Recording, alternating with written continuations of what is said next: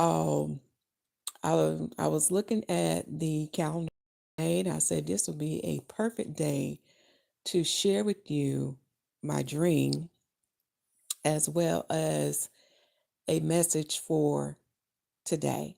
So this is a video that will have a twofold message. Okay. The title of this video is Thanksgiving, a Day of Remembrance, and my dream dealing with Winnebago and Siouan. Siouan. So I may be sharing some copyright material with you in this video. All right, now for the date. Father had remind me to give y'all a date, okay? So we know today is when we're dealing with the Roman calendar, also known as the Gregorian calendar, and this is the fourth beast calendar, my brothers and sisters, those who are aware of these things. And just as the Israelites are also known as Hebrews, in the land of their captivity, they not only kept up with our father's date, when you go back to Torah, the first, that was the first commandment given unto Adam about those three lights, the sun, the moon, and the stars, known as Maseroth. They would give you the date, the signs, the times, the seasons, etc. Okay. So some of us are aware of that, but majority are not, for they have been indoctrinated by the beast. Okay.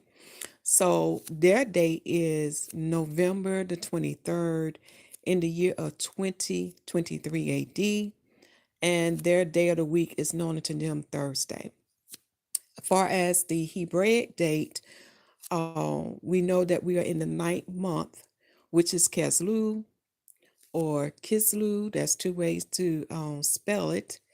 And far as us being in the eighth day for Adam, the Father want me to break this down for you so you have a record.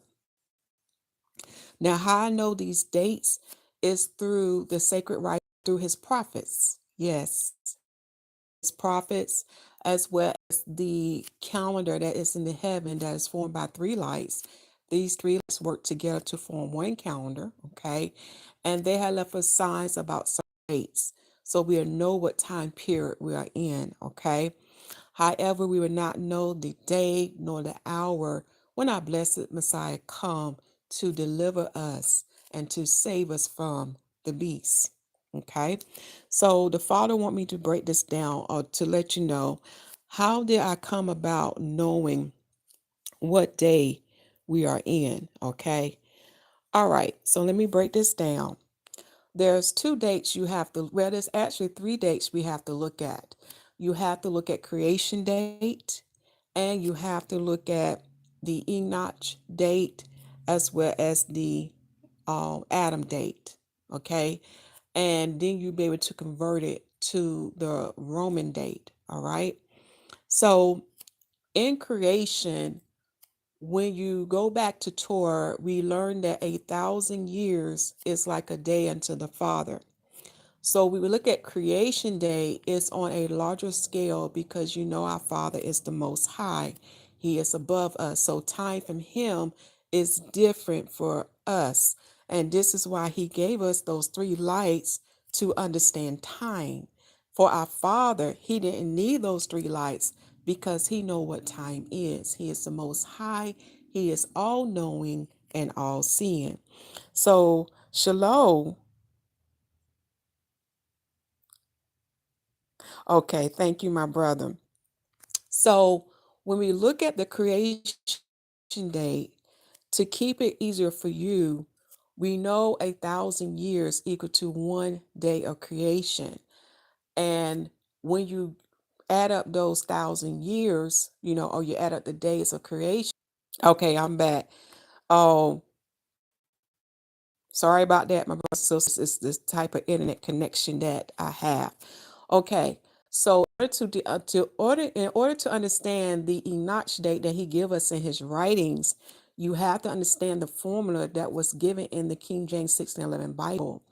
Then this formula is also mentioned not only in Torah, but it's also mentioned through his prophets as well as a king known as King David in the book of Songs. And it's also mentioned through the apostle Peter. So when you have understanding of that, then you'll understand how do we get the weeks of creation. So we know the first week of creation has already passed us when we read Torah. So now we're in the second week of creation, okay? And in the second week of creation, the Father want me to point out to you in the 11th day of creation, which is the sixth day of the sixth week of Enoch's date, our blessed Messiah came and set the captives free. Okay, you got to understand that mystery. He also established a renewed covenant or a renewed marriage for us Israelites and Gentiles. Okay, and because he had established that renewed covenant, he made an easier way for us to be received by our Father and to be redeemed unto our Father so we can enter into the kingdom of heaven. Okay?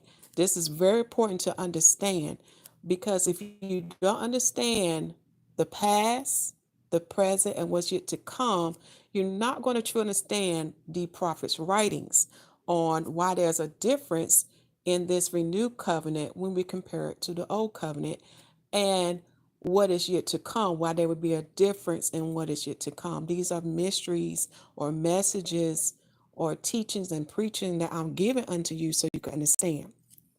So we know our Messiah in this time period. And when I converted so far, I have it be around 32 AD. I know some may have 33 AD, but at least we are kind of close and exactly on the head. So in that time period, we know that our blessed Messiah was crucified on the V16th and he resurrected. He was crucified on the V14th, which is the Passover day. Okay.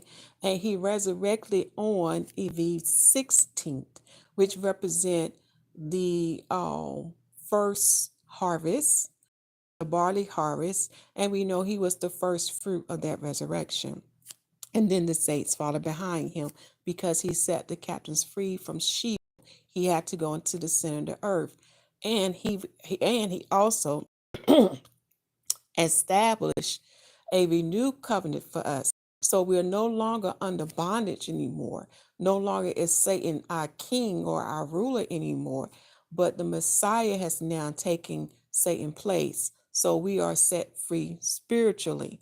We're still waiting for the other part of the deliverance to come. Okay, so now that you have that biblical day, so the time period that we are in now, we are in the make sure I'm looking. Yeah, we are in the 8th day of the Enoch day. Okay, that is the Enoch day. That's what I was giving you above. It's not from Adam, but it's dealing with Enoch date that he given us in his writings. Okay, or some of you can say the 8th week.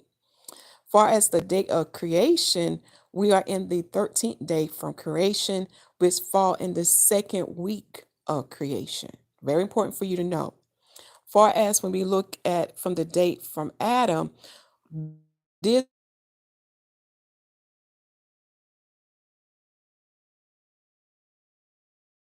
somewhere in between 7,001 to, okay, I need to write that on the paper so y'all will not get confused. This is the conversion date.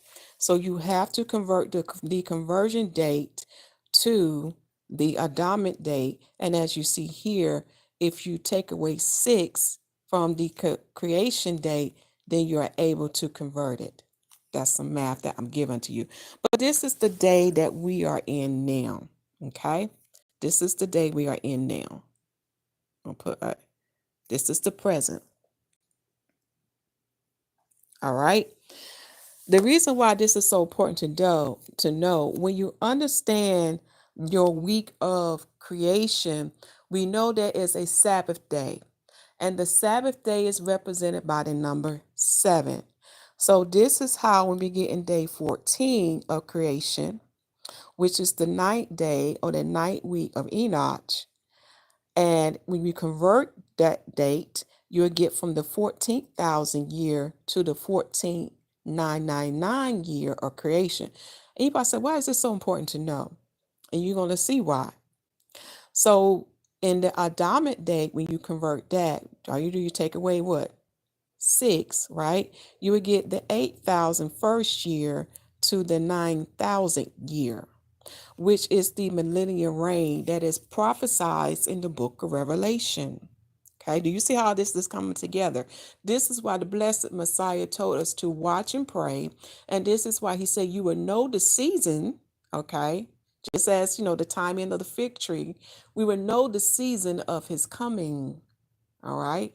We would know that because according to the Apostle Paul in the book of Hebrews, the day is coming that we will enter into the rest or the Shabbat Messiah established for us. Okay. And that falls in day 7. Do y'all see how this line up? This fall in day 7, a week 2 of creation. And this is Sabbath. Mysteries, I know, is that I speak unto you. And then when we look for our blessed Father from heaven to come with the new Jerusalem or the new Yahusha, okay, you will learn that he too will come and give his judgment. So we have two types of judgments. We first have the judgment that the Messiah will come in, for in the millennial reign, what the Messiah is doing, he is giving the earth back over into the hand of the righteous. And he is establishing the way for the Father to come. And that's why when you read all these sacred writings from the Northern Kingdom books, as well as the Southern Kingdom books, you will learn that there's so much that we have to be taught. We have to be prepared. We have to become holy because our Father is holy. Therefore, we must be holy if we want to stand in his presence or be in his presence. Okay? So our Father will come in day 15 of creation, which is the 10th week of Enoch prophecy. Okay, date. And when we convert that, it is the 15,000. And I should put this blank to eternity. This is where eternity will come in. Okay. And this is the time that our Father from heaven will judge all mankind, angels, and spirit. All will be judged in that time. Okay. So you need to begin to go back in your own word and to begin to understand the difference of these two judgments. Okay. Also, we learned that through the prophets, our Father will establish or create or make a new heaven and a new earth. So as you see, when we go to into the kingdom of eternity, everything's going to be made anew, going back to how it was in the beginning. Now you understand why I was preaching to you, and I say to you, in order to understand the what is to come, you have to go back to the beginning. Okay. All right. Now that I had given you the date, first let me go into the dream before I go into about the day of remembrance. Okay, the day of remembrance. Why would Thanksgiving Day be a day of remembrance unto us? Okay. So my brothers and sisters, I had a dream, and let me see if I need to turn this over yet. Nope, I don't. So I had a dream, and what you see highlighted is dealing with the word Winnebago. Winnebago.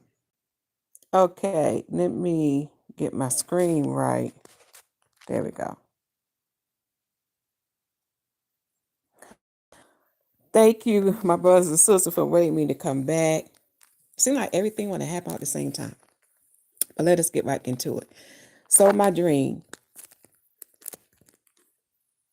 In my dream, I was in a restaurant with my family. It was a restaurant that provided all buffet, and even in the dream, I kept tutorial law about what foods I should eat. And then when I went to the cash register, they pronounced unto me that I'm a grand winner and that I won a Winnebago. And for those who personally know me, I am attracted or very interested in living a pilgrim life or a nomadic life, keeping things simple, being very content, and being very thankful for the Most High creations, and to begin to understand why we should go back to the current status that He gave unto our forefathers, such as Adam, already unto the Israelites, of being a go into husbandry, also farming, as also a herdsman of goat and sheep. So I'm very attracted to that lifestyle. So in the dream, when they pronounced to me that I was a winner of a Winnebago, I remember they gave me the keys, and I was on my way to that Winnebago to claim it as my prize. And in the dream, I could see myself flying into it, and then that dream end. So those who have a close relationship with the Father, you know that our Father is very interesting. God, El, okay? When he give us dreams or messages. Um, he has a great personality. So when I woke up from that dream, I knew that the dream was just not telling me there's a Winnebago being my life, but the dream was telling me something more. So instantly in my spirit man was letting me know you need to look at the word Winnebago and what it means. And that's how I came to Googling this. Okay. So, one of the things that I have requested to the Father that I want to know more about my lineage, and because I see certain spiritual gifts within my family, one of the strong gifts I see a lot in my family is that we have the gift of prophecy or being prophets or prophetess. Another gift that I have seen in my family lineage is that we are preachers or we are meant to be in ministry. Okay. All right. Don't know you, my brother. I mean, I have to wait on confirmation from my father. Okay. So I'm going to share with you what I have thus far. All right. So when we look at the word Winnebago, most people know it as a camper. No, that's a company that has named their RVs, campers as Winnebago. But Winnebago go to something deeper. It means a member of a Northern American people formerly living in eastern Wisconsin and now mainly in southern Wisconsin and Nebraska. Number two, Winnebago also relates to the Siouan language of the Winnebago. So that's the language they spoke, was known as Siouan. Siouan. Okay. Number three, far as a trademark, we know, like I said before, the company name their RVs after this tribe. But notice here it said with limit with living accommodation and when traveling long distance or camping. So now I understand why I have this in my blood, why I have this desire to live in harmony with the Most High creation, with His lands, with His creatures that He made. It's I now understand. Also, looking at it as an adjective, Winnebago, as an adjective, it relates to the Winnebago people or their language. When we look at origin, I cannot pronounce this word, the A word, but it said Winnebago also mean person of the dirty water. And when we go deeper, or why they are literally known as person of the dirty water, it's referring to the muddy Fox River, the muddy Fox River, which bring me to this that I had looked up.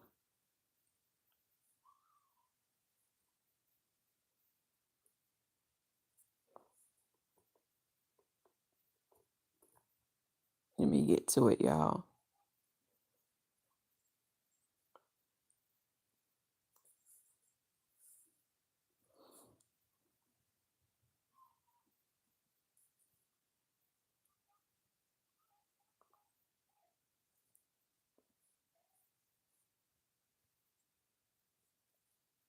Okay, dealing with the Muddy Fox River location. Bring this up here. See, you have different maps.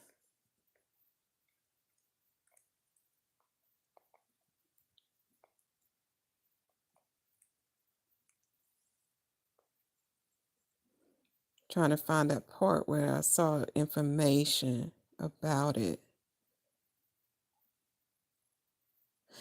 From this link, they said clean up the Fox. The Lower Fox River, located in northeastern Wisconsin, begins at Menasha and Neenah. The Lower Fox River projects involve the cleanup of sediment, mud. Okay.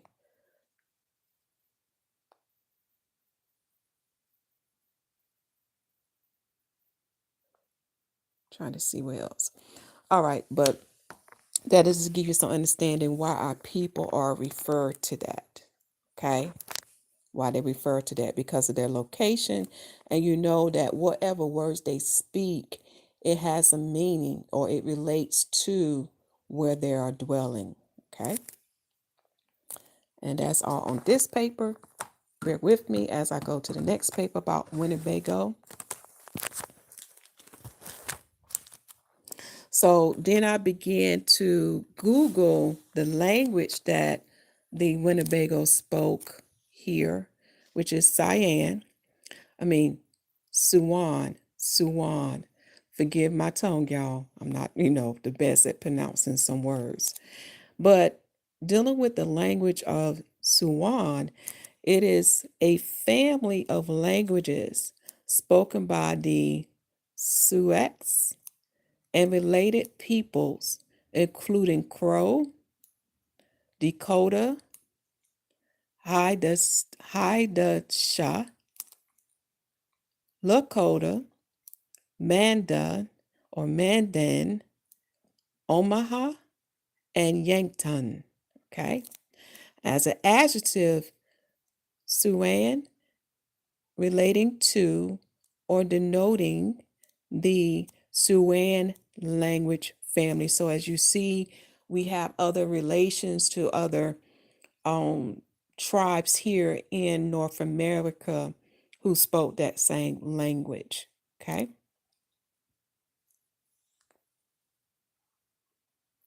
Again, it said the meaning of Siouan is a American.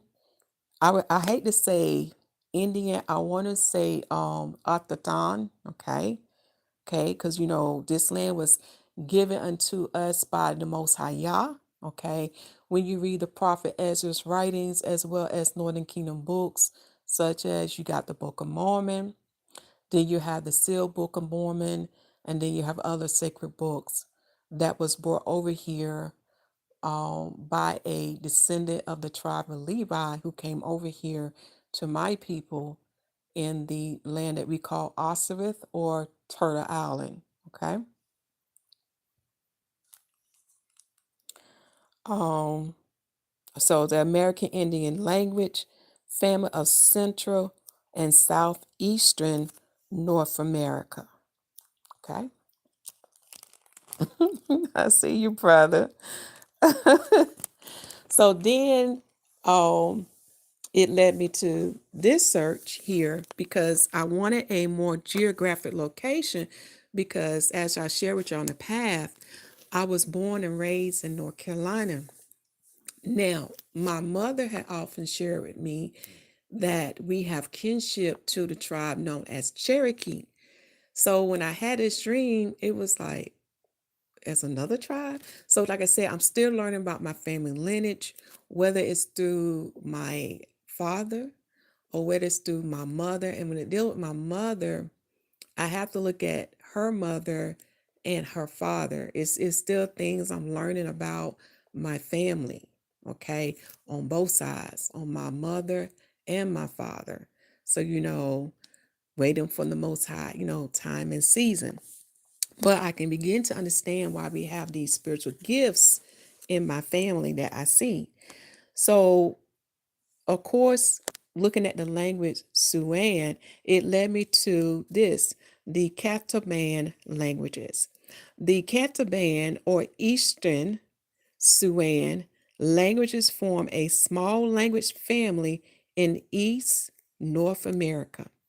The Cantaban family is a branch of the larger Siouan, aka Siouan Cantaban family. This is very interesting. So the Cantaban family is a branch of the larger Siouan. So these are the ones who greatly speak this language. Okay. It goes on to say under family division, the Cantaban family consists of two languages. Okay. The Catawba, spoken by the Catawba people, and then we have Wakan, spoken by the Wakema Siouan people. It goes on to say both are now extinct. They were not closely related. That's what this article say. Like I said, it comes from Wikipedia. But the reason why I pulled this up because I wanted to know the location of my tribe. Okay.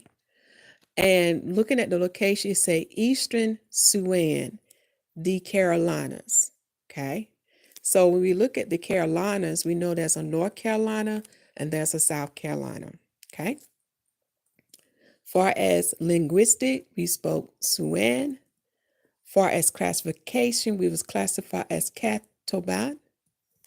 Far as division of us is Catawba and Wakan. Okay.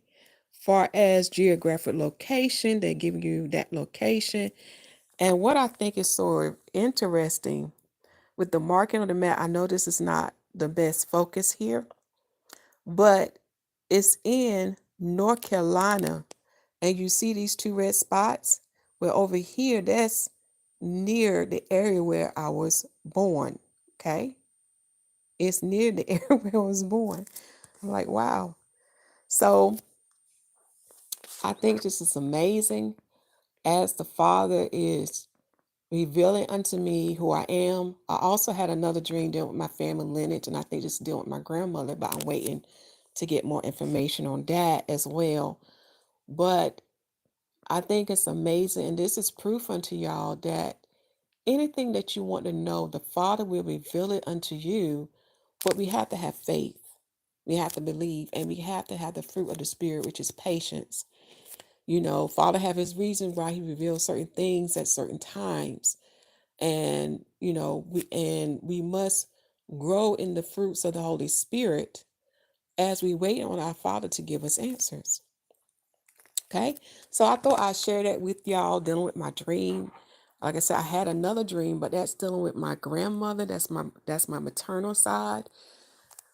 Because if you look at our records, when you go to birth records, marriage certificates, death records, when the Europeans came and stole this land and they began to rule over us as well as oppress and vex us, you will learn that they will often classify us as something different.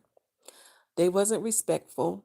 They didn't honor our tribal names nor of our nation name. They cover all that up. So a lot of times we would be classified as Negro or Black. Okay. Now for the part about Thanksgiving, a day of remembrance. Okay. Let me find a nice picture for us. Okay. Thanksgiving, a day of remembrance. And I'm so thankful that the Father had me go through the letter or the epistle that Paul wrote to the Romans. Because in this day, on the holiday of the world, they are partaking in Thanksgiving. Okay. And I'm so thankful that the Father had me to walk through his letter. And so far, we are in chapter 14. We have 2 more chapters to go. But now I see why the Father wanted me to take my time to walk it through.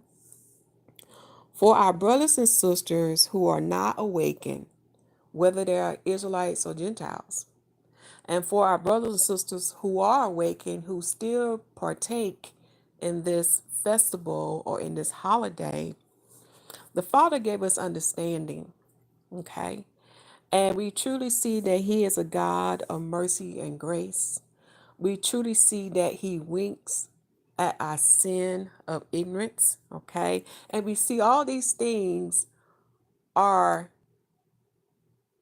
written in Torah as well as by the prophets, okay?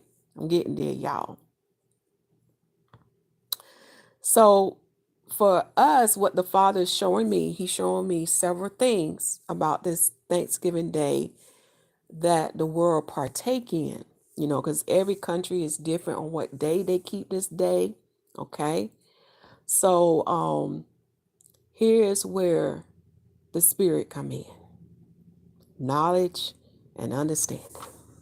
Okay, so I will show y'all just some pictures. Paul revealed unto us that for those who were just coming into the renewed covenant, they didn't have the knowledge, understanding, or the wisdom that was given unto Israel. Okay? And because they was coming in, they gave them simple instructions to keep that will allow them to be received by our Father in heaven and to be and that will allow them to be received, to be acceptable, and to be entering into the kingdom of heaven.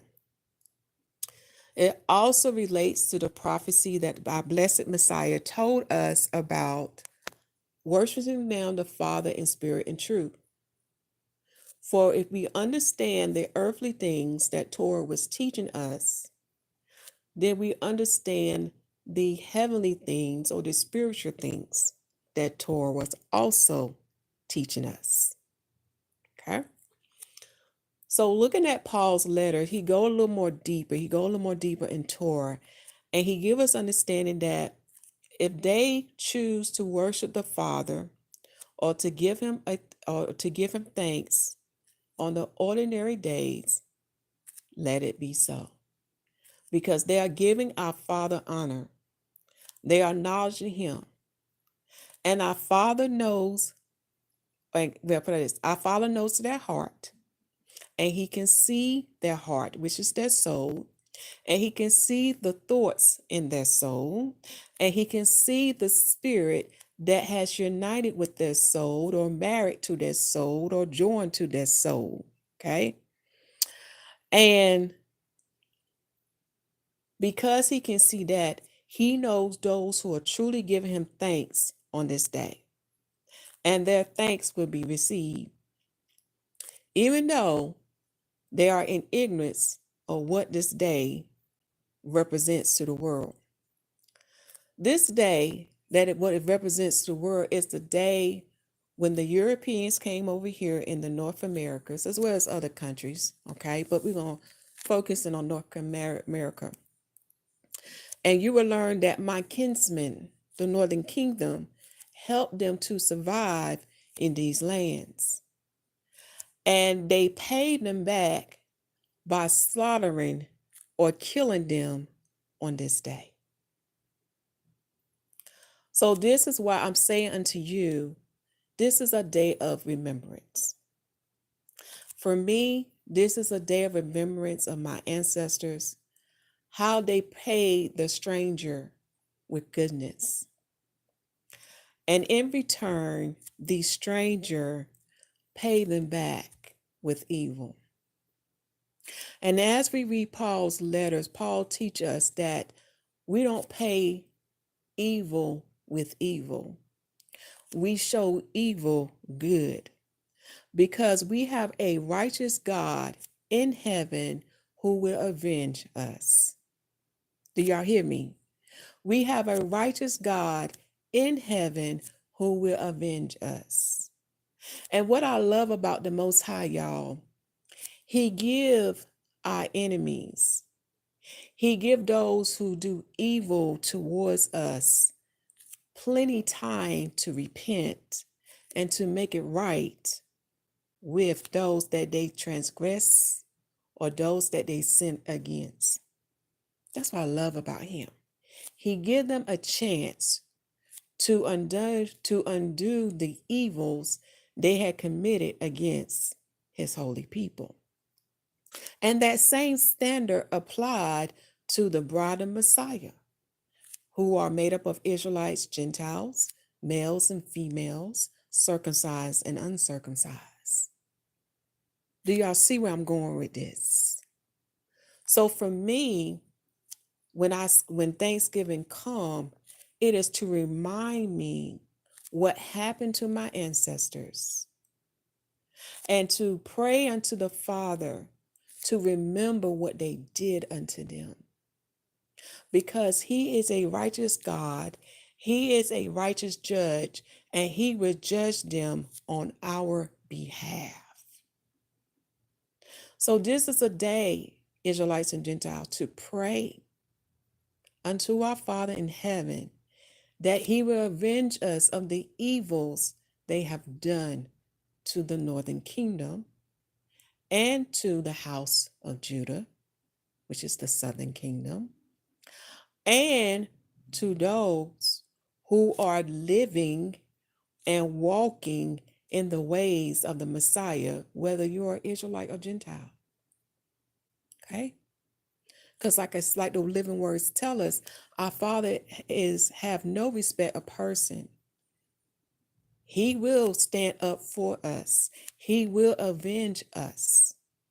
Because the living word tell us, and I know it's in the book of Galatians, that a man sow, that a man reap. So if you sow evil seeds in this earth, you shall reap evil. That is what the earth is going to produce back unto you. Evil. Evil. And this is a day to remind us, let us not be evil. Because if we are evil, guess what? Our Father is going to judge us as well. This is why he tells us, you commit no evil. Because Satan, the adversary, is waiting for you to do evil or to commit a sin or transgression. And he will bring it to our Father's attention. And you know our Father is not lukewarm. You know our Father is no respect of person. He is righteous judge. So he will also come against you for your evil deeds.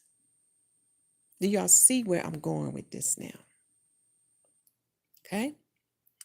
So do not criticize, do not judge those who keep Thanksgiving as a day of thanks unto our Father in heaven, because our Father knows their hearts.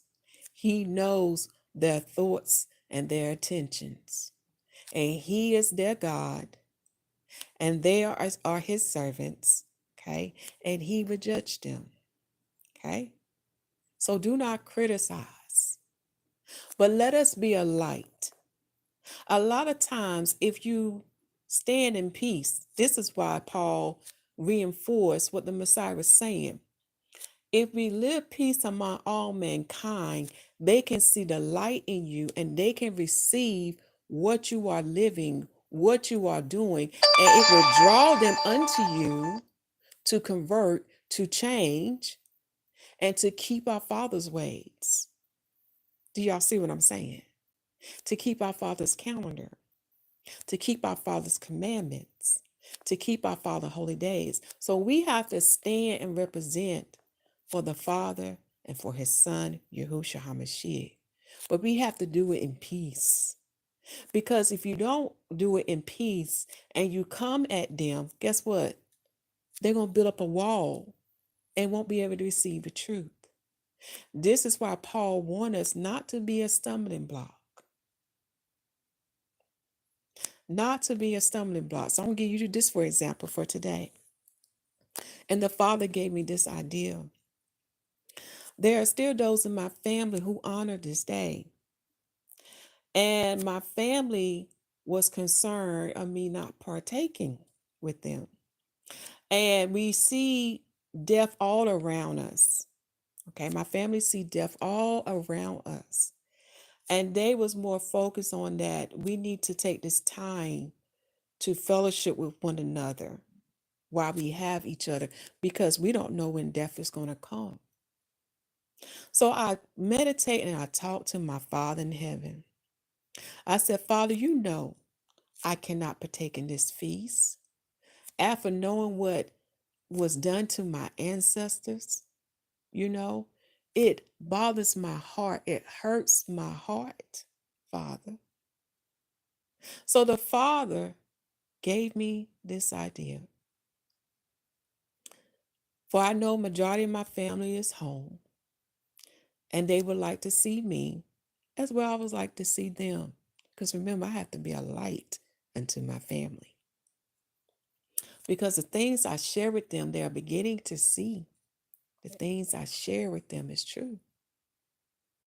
So Father said, go unto them after they have partaken in the feast, after they had eaten.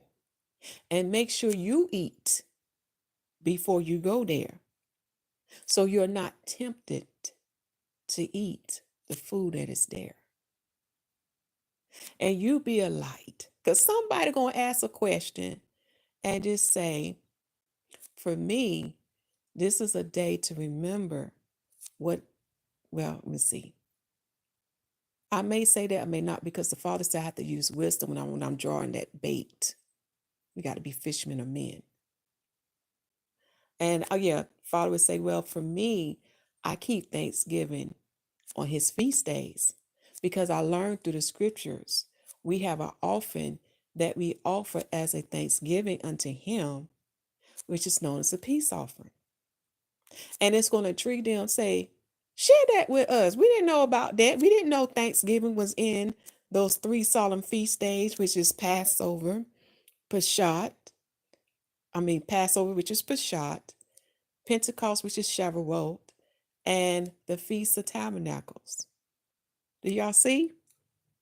So the Father will use me as a light.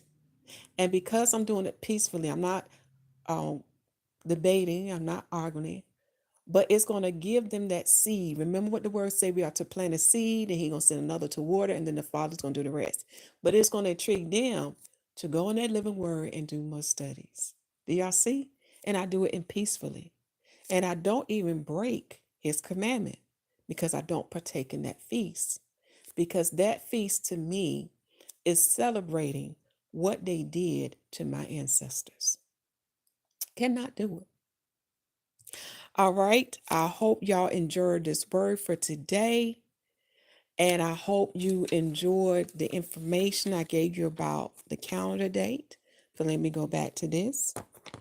For we see our blessed Messiah came in the 11th day of creation, which is the 6th day or 6th week of Enoch's prophecy, which fall in the 5,000 first year to the 6,000 year, because the Messiah came in the 5,500 year of Adam. Okay, and I need to put Adam as my unit.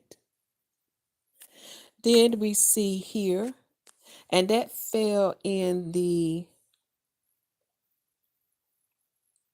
let's see, far as in week 2, it fell 1, 2, 3, 4 in the 4th day, and you know number 4 represent judgment in the 2nd week.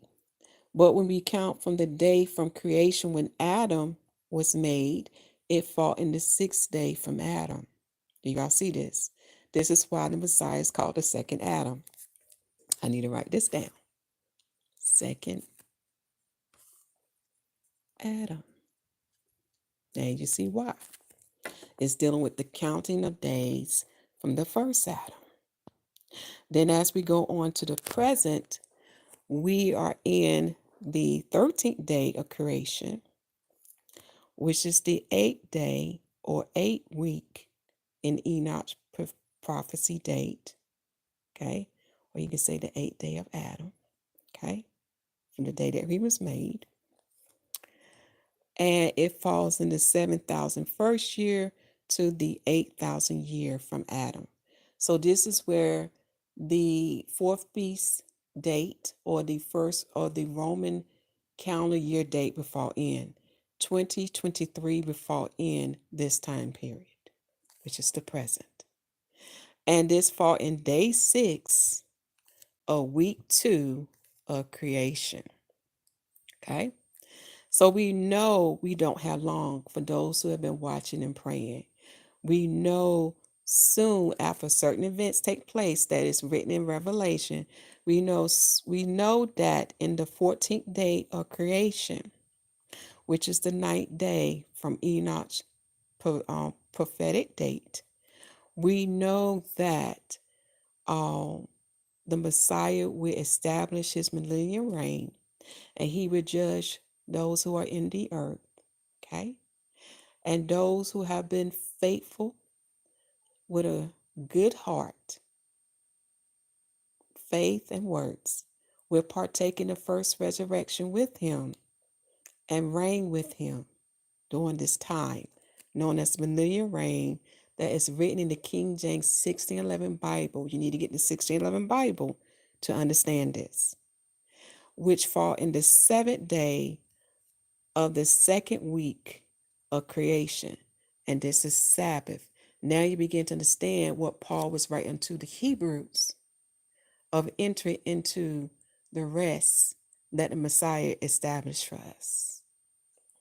And then in the 3rd week of creation, which is the 15th day from creation and the 10th day from Enoch, this is when the Father will come with the eternal kingdom and he will judge all. Adam, which is mankind, the angels, the spirits, as well as his other creations that Enoch talk about. Hope y'all enjoyed this lesson. Hope y'all can see how the Father can answer prayers, how he can reveal things unto you. We just have to be what? Faithful. We need to have works, and we need to have a good heart. And understand what a good heart is. Please watch the playlist series on confession and forgiveness. Let the healing begin and let freedom reign. And continue with me as we study the epistle, the letter that Paul wrote into the Romans. Love you all, my brothers and sisters, and continue to preach that the kingdom of heaven is at hand, for it's truly at hand. We can see the signs in the heaven and the earth as written in Torah, Genesis chapter 1, verse 14. Okay. Make sure our brothers and sisters follow the instructions that is written in Romans 10 to receive the salvation and the righteousness of Yah. And make sure they partake in the water baptism and the Holy Spirit baptism, as our blessed Messiah set the example of. Remember, the heavens going hand with the earth and vice versa, the earth going hand with the heaven. The water baptism and the Holy Spirit baptism. Now, if you have no one to baptize you, you can baptize yourself. This is where your faith and works come in. For the water, the heavens, and the earth are a witness unto our Father in heaven, and they can testify on your behalf of you entering into the renewed marriage, meaning that you are married, you are joined, you are united with the Word, that living Word, that holy seed that lives in your heart, which is the center of your body. And through him can he bring them to live in you. Remember, he is the door and he is the fountain of the living waters. Okay? Number 4, that great door, right? Like I said, 4 represents something too. And the same as with the Holy Spirit baptism. Our Father in heaven made that easy. All you have to do is ask in the name of Yahusha HaMashiach, and our Father will give you the Holy Spirit baptism according to your heart, your faith, and your works. Love you all, and shalom.